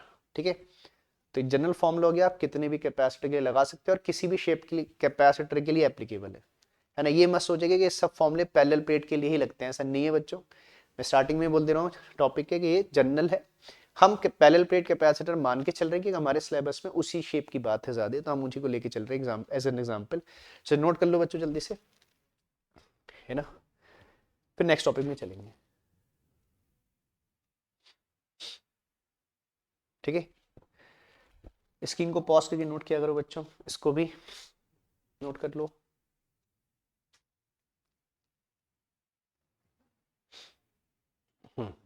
चलो बच्चों, अब इसी पे बेस्ड नेक्स्ट टॉपिक और है बच्चों। देखो जैसे इसी पे बेस्ड है, पहले इसको इससे समझ लेते हैं। ये चलिए पहले मैं नेक्स्ट टॉपिक की हेडिंग कर दे रहा हूँ, फिर इसी टॉपिक में एक बात समझ लेंगे। अब आपका देखो, अभी हमने कहा कि जब हम दो कैपेसिटर को पैरेलल में कनेक्ट करते हैं तो चार्ज तो लॉस नहीं होता है, चार्ज तो एक से दूसरे में चले जाता है, ट्रांसफर हो जाता है, सिस्टम के अंदर ही रहता है। लेकिन एक चीज लॉस हो जाती है जिसे बोलते हैं एनर्जी का लॉस। एनर्जी लॉस कैसे होती है, क्या होता है, चलो अभी समझते हैं। पहले मैं हेडिंग कर देता हूं बच्चों, इसे बोलते हैं loss of energy in sharing. Sharing मतलब कॉमन पोटेंशियल वाले टॉपिक की बात है। तो हमारा नेक्स्ट टॉपिक है बच्चों loss of energy in sharing. ये लास्ट टॉपिक भी हमारा बच्चों, ये हमारा इस चैप्टर की थ्योरी का लास्ट टॉपिक है। ये कैपेसिटर का लास्ट टॉपिक है, loss of energy in sharing. तो शेयरिंग में एनर्जी लॉस कैसे होती है बच्चों, चार्ज तो लॉस नहीं हुआ, एनर्जी कैसे लॉस हो गई? चलो इसके लिए जल्दी से हम डायग्राम सही समझ लेते हैं, दोबारा से पीछे नहीं जाएंगे। ऐसे जैसे हमने क्या बोला बच्चों, कि आपने दो कैपेसिटर लिए, है ना, दो कैपेसिटर लिए पैरेलल प्लेट या किसी और शेप के आप ले सकते हो, इनमें दो प्लेट्स हैं मान लीजिए, ये positive plate negative plate, positive plate negative plate. तो हमने, ठीक है, इनिशियल मान लो इनकी कैपेसिटेंस C1 पोटेंशियल V1 था, इसकी कैपेसिटेंस C2 पोटेंशियल V2 था। फिर हमने पोटेंशियल को कॉमन करने के लिए क्या किया बच्चों, इनको दो कंडक्टिंग वायर के हेल्प से पैरेलल में कनेक्ट कर दिया, और फिर हमने बोला कि कनेक्ट करने के बाद इनका पोटेंशियल V हो गया, जो अभी प्रीवियस टॉपिक की मैंने वही डायग्राम दोबारा से बना दी बच्चों, ठीक है। तो हमने ये बात बोली कि चार्ज हाई से लो में गया, और क्या हुआ, कब तक चार्ज फ्लो करता रहा, जब तक दोनों का पोटेंशियल सेम नहीं हो गया। और ये चार्ज किसके थ्रू गया बच्चों, इन कंडक्टिंग वायर के थ्रू चार्ज फ्लो कर रहे हैं, हाई से लो में। मैं ऊपर वाले को हाई, नीचे वाले को लो मान ले, तो चार्ज हाई से कहां जाएगा, लो में। तो ये चार्ज फ्लो कर रहे हैं, हाई से लो में जा रहे हैं, ठीक है। तो चार्ज तो फिर एक से दूसरे में ट्रांसफर हो गया, सिस्टम के अंदर ही रहा। लेकिन चार्ज के फ्लो करने से क्या लॉस हो गई बच्चों, एनर्जी लॉस हो गई। बोले भाई एनर्जी लॉस क्यों हो गई, ठीक है। तो जानते हो बच्चों कि जब इन कंडक्टिंग वायर में चार्ज फ्लो करेगा, तो चार्ज जब एक डेफिनेट डायरेक्शन में चार्ज फ्लो करेगा, तो चार्ज के फ्लो करने से इन वायर में क्या होगा, करंट फ्लो करेगी। कब तक, जब तक चार्ज फ्लो करता रहेगा, जितने टाइम के लिए भी चार्ज फ्लो करेगा उतने टाइम के लिए क्या होगी, इन वायर में करंट फ्लो करेगी। और किसी भी वायर में क्या होगी, करंट फ्लो करेगी, तो क्या डेवलप होगी बच्चों, हीट डेवलप होगी। ये आप क्लास 10 से पढ़ रहे हो, जूस लॉ ऑफ हीटिंग आपने पढ़ा, H is equal to I square RT, ठीक है। ठीक है, तो जब भी किसी वायर से करंट फ्लो करेगी, तो करंट फ्लो करने से वायर क्या होते हैं, हीट होते हैं, और हीट के फॉर्म में एनर्जी हमारी क्या हो जाएगी, लॉस हो जाएगी, है ना। फिर बोलो, मैंने क्या बोला, चार्ज हाई से लो में जाएगा थ्रू दिस कंडक्टिंग वायर, और जब चार्ज इन वायर के थ्रू फ्लो करेगा, तो इन वायर में करंट फ्लो करेगी। कब तक, जब तक चार्ज फ्लो करेगा। और उस करंट के फ्लो करने से वायर क्या होंगे, हीट होंगे, और हीट के फॉर्म में एनर्जी क्या होगी हमारी, इलेक्ट्रोमैग्नेटिक रेडिएशन और हीट के फॉर्म में एनर्जी क्या हो जाएगी हमारी, लॉस हो जाएगी, ठीक है। तो चार्ज लॉस नहीं हुआ, लेकिन चार्ज के फ्लो करने से क्या हो गई बच्चों, एनर्जी लॉस हो गई। वो एनर्जी हमें क्या करनी है बच्चों, कैलकुलेट करनी है, ठीक है। तो अभी आज ही देखो बच्चों हमने, है ना, एनर्जी का फॉर्मूला पढ़ा, ठीक है। जैसे हमारे पास सी और वी का डेटा है, ठीक है। तो एनर्जी का फॉर्मूला जानते हैं ना, हाफ CV स्क्वायर। तो आपने करना क्या है बच्चों, यहाँ पर भी जैसे अभी आपने कंजर्वेशन ऑफ चार्ज लगाया, वैसे एनर्जी का कंसेप्ट लगाना है बच्चों। आपने क्या करना है, पहले इन दोनों को कनेक्ट करने से पहले एनर्जी निकाल लेनी है। तो आप क्या करोगे, कनेक्ट करने से पहले एनर्जी निकालोगे, फिर कनेक्ट करने के बाद एनर्जी निकालोगे, और ठीक है, इनिशियल वाली एनर्जी में से फाइनल वाली एनर्जी क्या कर दोगे, माइनस। लॉस है ना, तो पहले एनर्जी ज्यादा होगी, बाद में एनर्जी कम हो जाएगी, तो उन दोनों का डिफरेंस निकाल लेंगे, और उस डिफरेंस से मेरा क्या आ जाएगा, एनर्जी लॉस मिल जाएगा। तो मैं क्या करूंगा बच्चों, एनर्जी लॉस के लिए क्या करूंगा, तो अभी हमने आज ही देखो, आज ही के लेक्चर में स्टार्टिंग में सबसे पहला फॉर्मूला एनर्जी स्टोरेज ने कैपेसिटर का पढ़ा। तो आप क्या करोगे, कनेक्ट करने से पहले एनर्जी निकाल लोगे, तो इसकी एनर्जी कितनी होगी, पढ़ा ना formula, half CV square.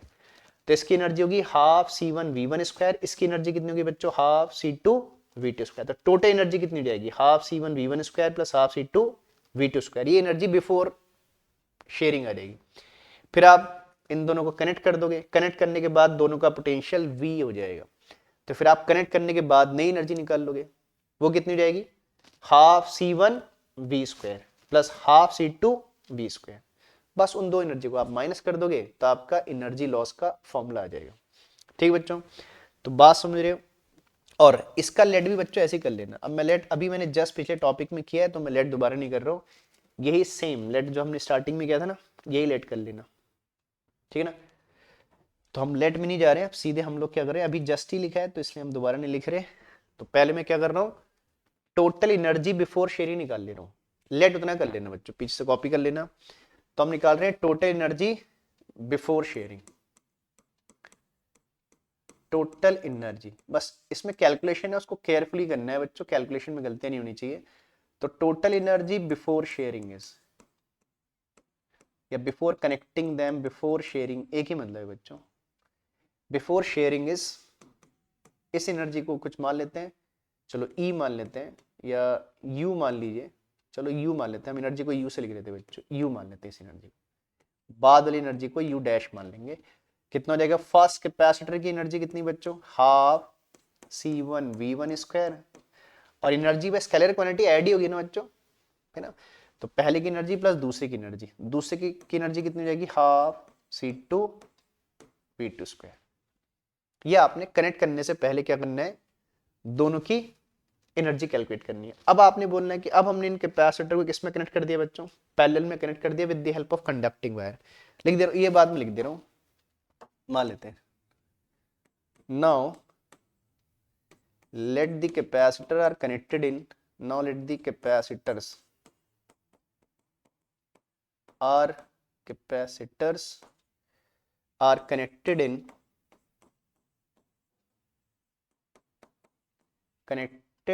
parallel. Now let the capacitors are connected in parallel with the help of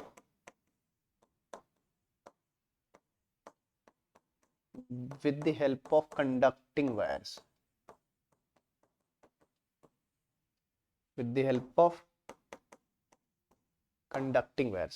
तो हमने मान लिया कि अब हमने इस कैपेसिटर को कंडक्टिंग वायर की हेल्प से क्या कर दिया, कनेक्ट कर दिया बच्चों। और अब मान ले रहे हैं कि कनेक्ट करने के बाद इनका कॉमन पोटेंशियल कितना हो गया, V हो गया। तो लिख देते हैं if V be their common potential, if V be their common potential, if V be their common potential after sharing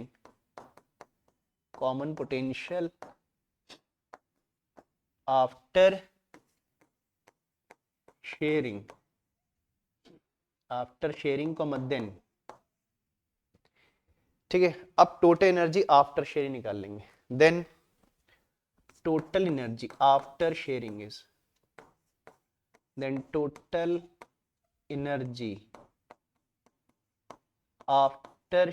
is,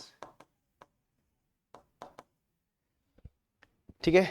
इस एनर्जी को कुछ मान लेते हैं बच्चों, चलो U डैश मान लेते हैं, नई एनर्जी को क्या मान लेते हैं, U डैश मान लेते हैं। U डैश मान लेते हैं, कितना रहेगा, आप देखो पोटेंशियल पहले V1 V2 थे, अब दोनों के पोटेंशियल क्या हो गए बच्चों, V हो गए। तो जहां आपने V1 V2 लिखा था वहां V आ जाएगा बच्चों, कितना रहेगा, half C1V² plus half C2V²। समझ रहे बच्चों, अच्छा। अब इसको थोड़ा सा सिंप्लीफाई कर लेते हैं। एक बात थोड़ा आपने ध्यान देनी है इसमें, तो U डैश, देखो बच्चों इसमें से V² कॉमन आ जाएगा ना, तो क्या लिख देंगे, एक तो हाफ भी कॉमन आ जाएगा, ऐसा आ जाएगा बच्चों, आ जाएगा, देखो चेक कर लो, ठीक है ना। तो मैंने हाफ कॉमन कर लिया और V² कॉमन कर लिया, तो आ गया half C1 plus C2 into V²। अच्छा, अब एक बात समझनी है बच्चों, आपने ध्यान से समझनी है, अभी माइनस नहीं करना है एनर्जी को। फाइनली हम करेंगे क्या, इनिशियल एनर्जी में से फाइनल एनर्जी माइनस कर देंगे। लेकिन उससे पहले एक बात समझनी है बच्चों, ये V क्या है बच्चों, कॉमन पोटेंशियल है, ठीक है। और सोचिए अगर न्यूमेरिकल आएगा आपका, अगर न्यूमेरिकल आएगा इस टॉपिक पे बेस, तो न्यूमेरिकल में क्या आपको कॉमन पोटेंशियल देंगे, क्या लॉस ऑफ एनर्जी निकालने के लिए आपको कॉमन पोटेंशियल देंगे बच्चों, क्वेश्चन में नहीं देंगे। आपको हमेशा क्या देंगे, इनिशियल डेटा देंगे। आपसे बोलेंगे दो कैपेसिटर है, उनकी कैपेसिटेंस बताएंगे और उनके इनिशियल क्या बताएंगे, पोटेंशियल बताएंगे, और बोलेंगे हमने उनको कनेक्ट कर दिया, कनेक्ट करने के बाद कितने एनर्जी लॉस हो गया। हमेशा डेटा इनिशियल दिया होता है बच्चों, तो कॉमन पोटेंशियल को आगे प्रोसीड नहीं करना है, तो इसको आगे लेके नहीं चलना है, ठीक बच्चों। आपने कॉमन पोटेंशियल के टर्म में एक्सप्रेशन नहीं लिखना है, हमेशा इनिशियल डेटा के टर्म में एक्सप्रेशन लाना होता है। तो आपने V को एलिमिनेट करना होगा। V का फॉर्मूला अभी हमने जस्ट पिछले टॉपिक में पढ़ा बच्चों, तो V का फॉर्मूला आपको यहाँ लगाना पड़ेगा, V को हटाना पड़ेगा मतलब। तो V का फॉर्मूला अभी हमने पीछे पढ़ा था बच्चों, कितना था, C1V1 plus C2V2 over C1 plus C2। यही पढ़ा, मैं चेक करा देता हूँ बच्चों आपको, अगर आपको लग रहा है मैं गलत लिख रहा हूँ तो देखो ये है C1V1 C2V2 upon C1 plus C2। तो यही फॉर्मूला मैंने इधर पुट कर दिया बच्चों, C1V1 plus C2V2 upon C1 plus C2 का होल स्क्वायर। थोड़ा सिंप्लीफाई कर लीजिए, अभी देखिए इधर भी C1 प्लस C2 की टर्म आ रही है, इधर भी C1 प्लस C2 की टर्म, लेकिन इधर स्क्वायर है बच्चों, तो इससे इसका स्क्वायर चले जाएगा, तो कुछ ऐसा बचेगा, देखो फाइनली ये आ जाएगा C1V1 plus C2V2 whole square. Check करते रहना बच्चों, देखो अगर आपको लगता है मैं गलत लिख रहा हूँ, बस ठीक लिख रहा हूँ। तो कैलकुलेशन स्ट्रांग होनी चाहिए बच्चों आपके यहाँ, कैलकुलेशन की गलतियाँ नहीं होनी चाहिए क्लास 12th में आके। अब तो C1 C2 से स्क्वायर चला गया, तो ऊपर वाले टर्म का स्क्वायर बचा, नीचे हाफ आ गया, तो मैंने इसको 2 करके लिख दिया नीचे। ठीक है, ये आ गई आपकी एनर्जी आफ्टर शेयरिंग, बस। ठीक है, अब क्योंकि लॉस है तो ऑब्वियस सी बात है कौन सी एनर्जी मोर होगी बच्चों, इनिशियल वाली एनर्जी मोर होगी, तो आप इनिशियल एनर्जी में से कौन सी एनर्जी माइनस कर दोगे, फाइनल एनर्जी। आप इसको चाहो तो इनिशियल माइनस फाइनल भी ले सकते हो, अगर आप मैं डैश लिख रहा हूँ आप इसको यू इनिशियल यू फाइनल भी ले सकते हो, चलो एक ही बात है, वो टर्मिनोलॉजी आप जैसे यूज कर लो। ठीक है, therefore loss of energy is, बस मेरे पास अब इनिशियल एनर्जी फाइनल एनर्जी दोनों है तो मैं लॉस निकाल सकता हूँ बच्चों। ठीक है, देयरफॉर लॉस ऑफ एनर्जी, ये लॉस इन एनर्जी है, loss of energy is, therefore loss of energy is, आप इसे एनर्जी लॉस यू लॉस बोल लो तो क्या हो जाएगा, ये आ जाएगा यू माइनस यू डैश, या you initial minus you final बोल लो। आप इसको यू इनिशियल और इसको यू ऐसे भी कह सकते हो, you initial minus you final ऐसे बोल लो, एक ही बात है।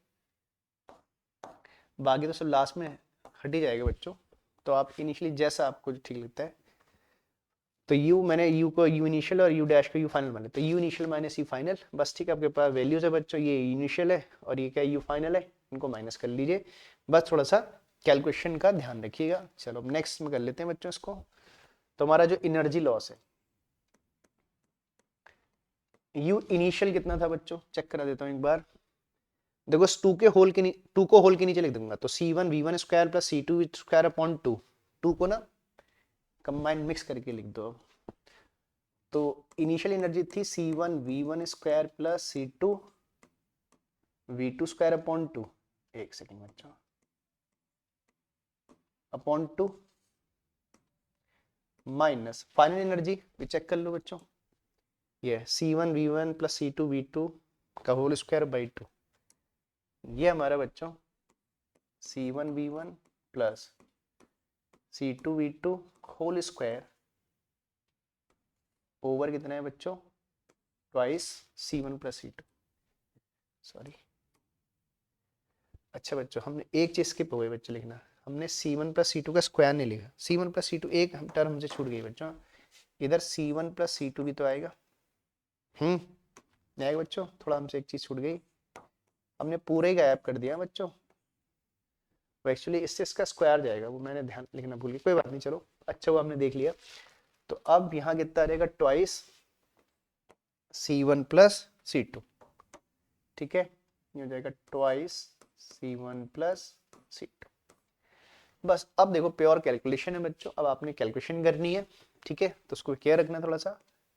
तो क्या करते हैं बच्चों, एलसीएम कर लेते हैं, ट्वाइस C1 प्लस C2, ठीक है, तो C1 प्लस C2 से क्रॉस हो जाएगा, तो हो जाएगा C1V1 स्क्वायर, C1V1 का स्क्वायर प्लस C2V2 का स्क्वायर इनटू कितना हो जाएगा, C1 प्लस C2 माइनस, ये टर्म ऐसी कॉपी हो जाएगी बच्चों, नहीं तो कैलकुलेशन है, ये तो फिर कैलकुलेशन है, इसमें कोई कंसेप्ट नहीं है बच्चों, प्योर कैलकुलेशन है, अपने अपने हिसाब से कर सकते हो।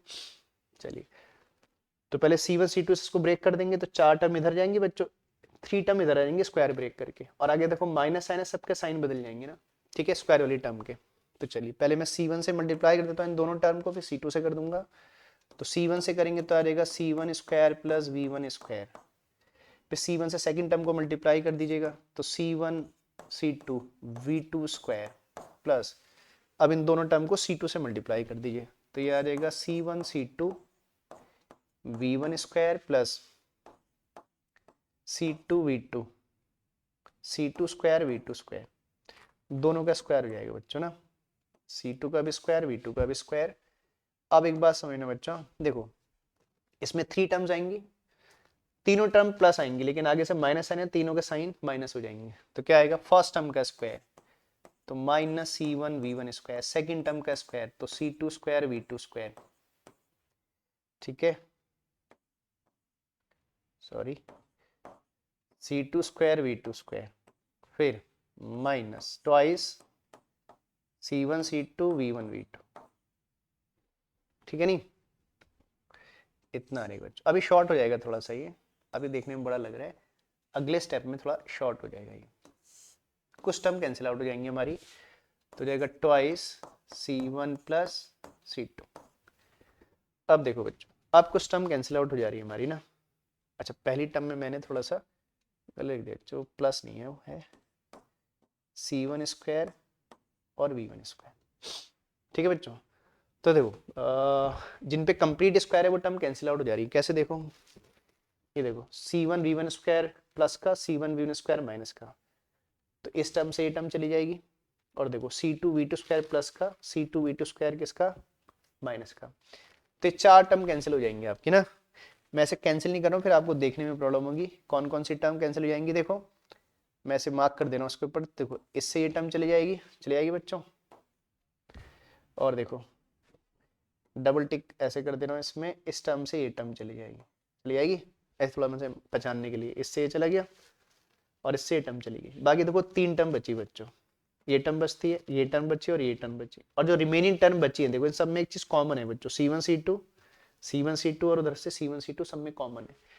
तो ठीक है, तो रिमेनिंग टर्म से C1 C2 कॉमन कर लीजिएगा, तो फिर ये कैसा रहेगा बच्चों, देखो अगर मैं रिमेनिंग टर्म ये और ये तीन टर्म लास्ट की टर्म में C1 C2 कॉमन कर लेता हूँ, तो अगर हम C1 C2 कॉमन कर लें तो कितना आएगा बच्चों, V2 स्क्वायर, इधर V2 स्क्वायर बचेगा, देखो इधर कितना बचेगा बच्चों, V1 का square plus V1 square minus इधर आएगा twice V1 into V2 and this whole over twice C1 plus C2, ठीक है, चेक कर लो बच्चों। तो रिमेनिंग टर्म यही बचेंगे ऊपर आपकी।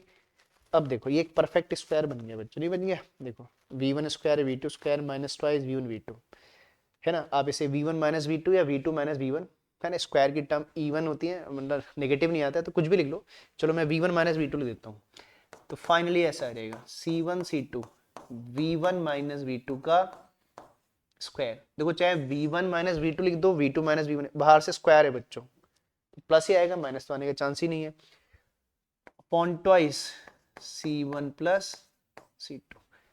तो ये फाइनली आपकी एनर्जी लॉस का फॉर्मूला आ गया बच्चों, एनर्जी लॉस, ठीक है। इस पे बेस्ड न्यूमेरिकल पूछे जाते हैं बच्चों, एनसीईआरटी में इस बेस्ड क्वेश्चन मिलेंगे, है ना, कॉम्पिटिटिव एग्जाम वगैरह में इस बेस्ड क्वेश्चन पूछे जाते हैं, ठीक है ना। तो आपने फॉर्मूला याद रखना है बच्चों, है ना, फॉर्मूला याद रखिए। भाई फॉर्मूला याद नहीं रखोगे बच्चों तो क्या होगा, फिर आपको बेसिक स्टेप्स के थ्रू जाना पड़ेगा, बिना फॉर्मूले के भी बेसिक स्टेप से आप कर लोगे, बिफोर एनर्जी आफ्टर एनर्जी निकाल के माइनस, लेकिन वो फिर वो टाइम कंज्यूमिंग हो जाएगा। फॉर्मूले से ही होता है कि फिर आपका बहुत टाइम सेव हो जाएगा बच्चों, बात समझ रहे हैं। तो ये आ गया आपका इतना एनर्जी लॉस होगा अगर आप दो कैपेसिटर को पैरेलल में कनेक्ट करोगे, और ये एनर्जी लॉस हीट और इलेक्ट्रोमैग्नेटिक रेडिएशन के फॉर्म में होगा, ठीक है। तो इंपॉर्टेंट डायरेक्शन ये भी पूछे जाते हैं बच्चों, ठीक है, इसको नोट कर लो। बाकी देखो इसमें कोई वैसा कॉम्प्लिकेशन नहीं है कोई, बस हाँ आपको कैलकुलेशन को केयरफुली करना है, छोटी सी गलती से आपका एक्सप्रेशन बदल जाएगा बच्चों, तो कैलकुलेशन केयरफुली करनी है। बाकी कंसेप्ट कोई बहुत कॉम्प्लिकेटेड नहीं है इसमें, एनर्जी बिफोर निकालनी, एनर्जी आफ्टर निकालनी, माइनस कर देना है। तो आप इसे नोट करो बच्चों जल्दी से, स्क्रीन को पॉज करके,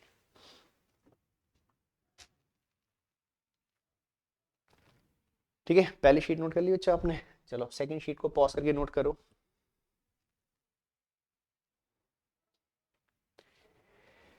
ठीक है बच्चों, तो आज हमने क्या कर लिया बच्चों, आज हमारे कैपेसिटर की थ्योरी कंप्लीट हो गई बच्चों, है ना। कैपेसिटर का मैंने आपसे बोला था कि लास्ट टॉपिक है, तो हमारे चैप्टर 2 की थ्योरी कंप्लीट हो गई है बच्चों।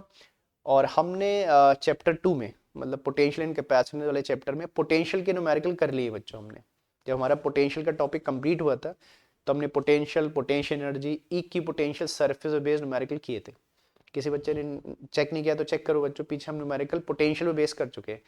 अब हमारे क्वेश्चन किस पे बेस्ड है, थ्योरी कंप्लीट हो गई चैप्टर की। अब हमने क्या करने बच्चों, कैपेसिटेंस पे बेस्ड न्यूमेरिकल करने हैं। और कैपेसिटेंस के न्यूमेरिकल बहुत इंपॉर्टेंट होते हैं बच्चों, चाहे वो जेई नीट है ना, चाहे वो क्लास 12 बोर्ड का पेपर हो, ऑलमोस्ट ईयर में कैपेसिटेंस के न्यूमेरिकल पूछे जाते हैं बच्चों, और चाहे जेई नीट के पेपर हो उनमें भी कैपेसिटर के हर ईयर में लगभग क्वेश्चन पूछा जाता है। ठीक बच्चों, तो हम अब न्यूमेरिकल फिर अगले लेक्चर में क्या स्टार्ट करेंगे, कैपेसिटर के न्यूमेरिकल स्टार्ट करेंगे, इंपॉर्टेंट होते हैं, उनको मिस मत करना बच्चों।